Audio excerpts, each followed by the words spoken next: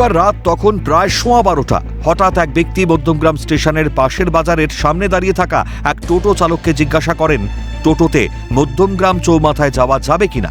টোটো চালক জানান, মধ্যমগ্রাম স্টেশন থেকে মধ্যমগ্রাম চৌমাথা পর্যন্ত ভাড়ার পরিমাণ যথেষ্টই বেশি, তাই রেল লাইন পার করে যাওয়ার কথা বলেন টোটো চালক। তাদের কথোপকথন কর্ণগোচর হয় স্থানীয় এক ফল বিক্রেতা। হিন্দিভাষী ব্যক্তিটি যে সচিদানন্দ মিশ্রা তা তখনও বুঝে উঠতে পারেনি ওই ফল বিক্রেতা।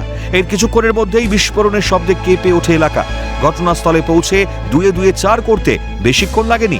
ফল বিক্রেতা দেখেন সচিদানন্দের দেহে তখনও প্রাণ আছে, তবে বিস্ফোরণে উড়ে গিয়েছে হাত। রাস্তা এসে এক ভদ্রলোক একটা টোটোওয়ালাকে জিজ্ঞাসা করলো যে দাদা এখান থেকে কি চৌমাথায় টোটো যাবে? বাংলায় নয়, নন বেঙ্গলি। এবং সে তখন আর কি টোটোওয়ালাই বলে দিল যে আপনি এখান থেকে না গিয়ে আপনি লাইনটা পার হন, লাইনটা পার হয়ে ওখান থেকে যে কোনো ইয়েতে আপনি কম পয়সায় আর কি চৌমাথায় যেতে পারেন।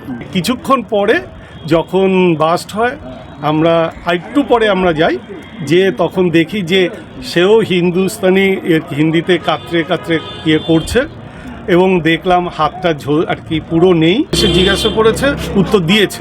ফল বিক্রেতার কথা অনুযায়ী তিনি যেটা মনে করছেন যে তিনি এই লাইন পার করে গেছেন এবং তারপরে মধ্যমগ্রাম উচ্চ বিদ্যালয়ের ঠিক পাশেই তিনি সেখানে বসেছিলেন এবং তারপরেই কিন্তু ভয়াবহ বিস্ফোরণের ঘটনা।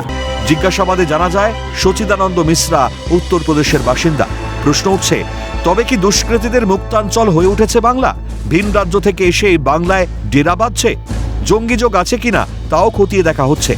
ভোটমুখী বাংলায় ফের একবার প্রশ্নের মুখে সাধারণ মানুষের নিরাপত্তা। তবে চতুর্দিকে এত বোমাগুলি কেন?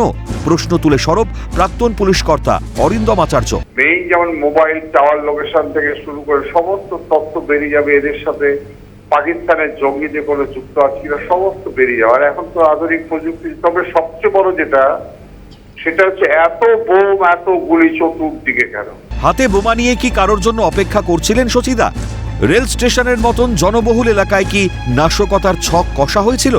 মাস্টারমাইন্ডকে তদন্তের পরেই জানা যাবে। প্রতিক্রিয়া অবসরপ্রাপ্ত সেনাকর্তা কর্নেল শান্তনু রায়। টিচার্সরা বা আরো কিছু প্ল্যান হতে পারে, আইআইটি যখন পাওয়া গেছে হতে পারে লাগাবার প্ল্যানে ছিল টু ক্লিয়ার টেররিস্ট অ্যাক্টিভিটি এট কারোর অর্ডার্সে বা রেলওয়ে স্টেশনে বা অন্য জায়গায় যে কিছু প্ল্যানিং ছিল না কিছু করার, কিছু বলা যায় না। এটা ইনভেস্টিগেশনের পরেই জানা যাবে। ইনভেস্টিগেশন এজেন্সি অলরেডি কাজ করছে।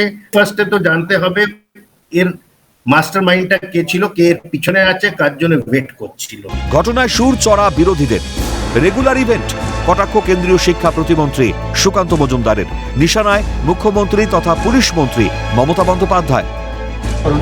এই তো প্রতি 3 মাস অন্তর অন্তর আমাদের রেগুলার ইভেন্ট, এটা রেগুলার ইভেন্ট এবং পশ্চিমবঙ্গে এই মুহূর্তে সমস্ত দেশের অপরাধীদের আশ্রয়স্থল হয়ে গেছে। দেখবেন আরও কিছুদিন পর হয়তো উগ্রপন্থীরা এসে মিটিং করবে, আর মাননীয় মুখ্যমন্ত্রী পুলিশ তাদের পাহারা দেবে, সেফ প্যাসেজ দেবে। এখন তদন্তে কি উঠে আসে সেই দিকেই নজর থাকবে সকলে। ক্যামেরায় নিখিল দাসের সঙ্গে শুভজিৎ দে ও অপু শীলের রিপোর্ট, ক্যালকাটা নিউজ।